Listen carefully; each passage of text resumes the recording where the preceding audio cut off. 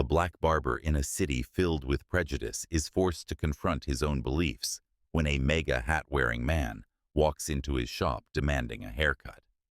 The tension in the air thickens as he realizes the man isn't just a customer. He's someone with power over his business, someone whose views could destroy everything he's worked for. But Stephen Brooks isn't just any barber, and this isn't just a haircut. This is a battle for dignity, for respect, and for everything he holds dear. What he did next will shock even the most hardened souls. But let's start from the beginning. Stephen Brooks, a successful businessman in his mid-40s, stood before the mirror in his own barbershop. He was a black man with a warm smile and a calm, confident demeanor.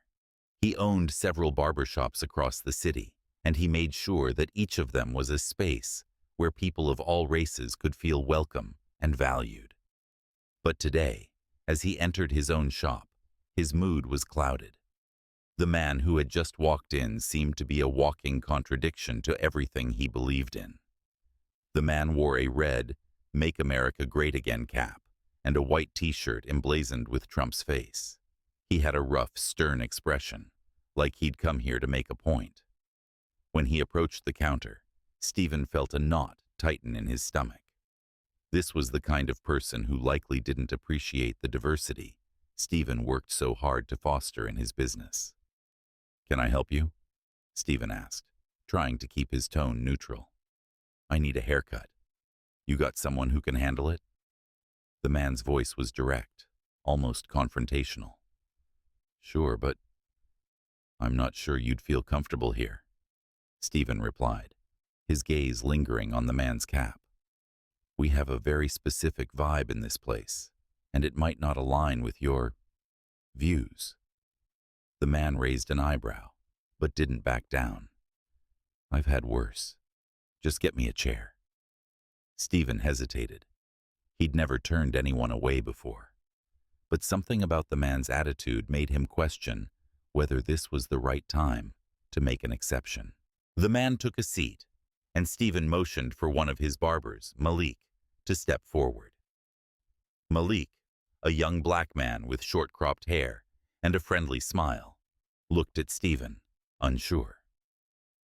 "Is this guy good for you, Malik?" Stephen asked quietly, his eyes still on the man in the chair. Malik glanced at the customer, then at Stephen, weighing his options.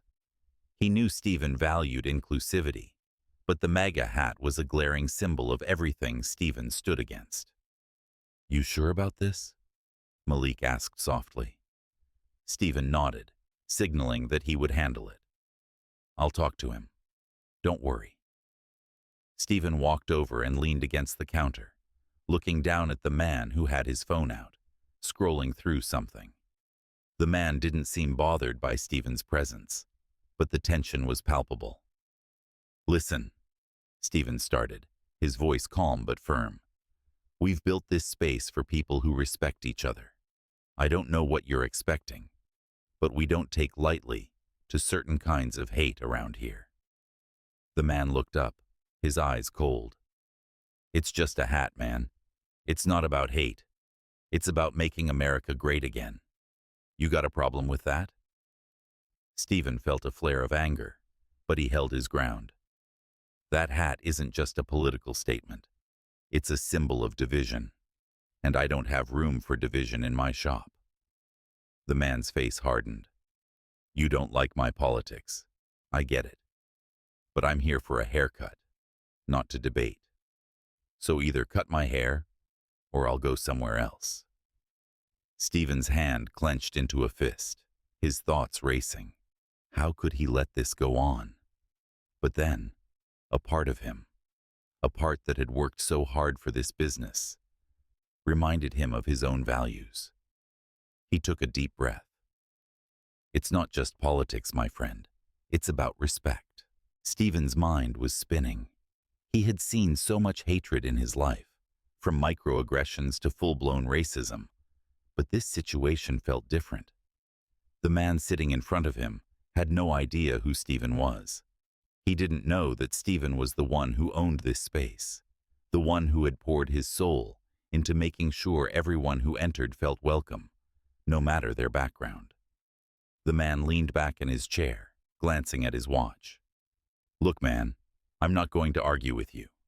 Either you cut my hair, or I'll take my business somewhere else. Simple as that." Stephen's hand hovered over the scissors for a moment before he stepped back. "I'm not cutting your hair." The man stood up abruptly, anger flashing in his eyes. "Are you serious? I came here for a damn haircut, and you're turning me away? What kind of place is this?" At that moment, Stephen's phone buzzed in his pocket.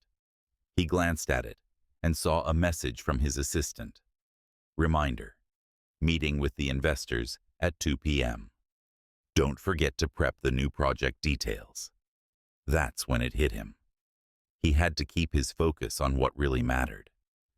But before he could say anything else, the man stormed out, muttering about snowflakes and oversensitive liberals.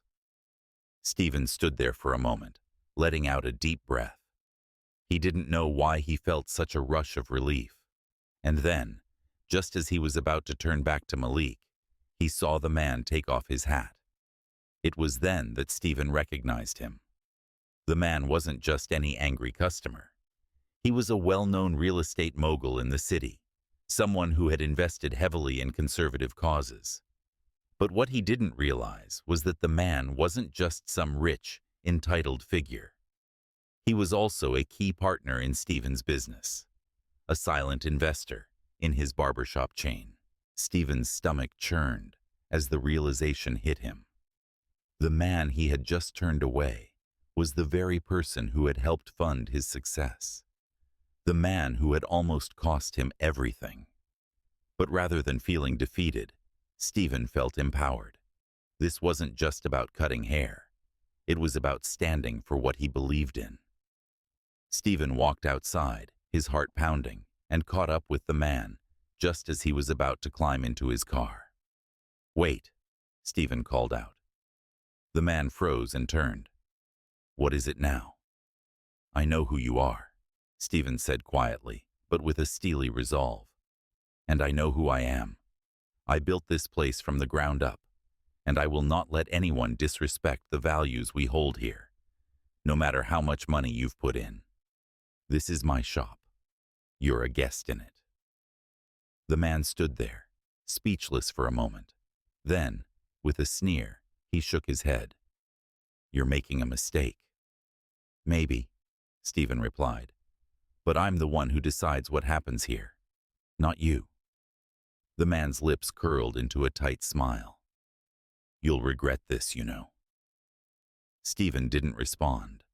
Instead, he turned and walked back inside, where Malik and the other barbers were waiting. He had made his point. He had stood firm. And for the first time in a long while, Stephen felt like he was exactly where he was supposed to be. As he walked into his office, he grabbed his phone and made a call.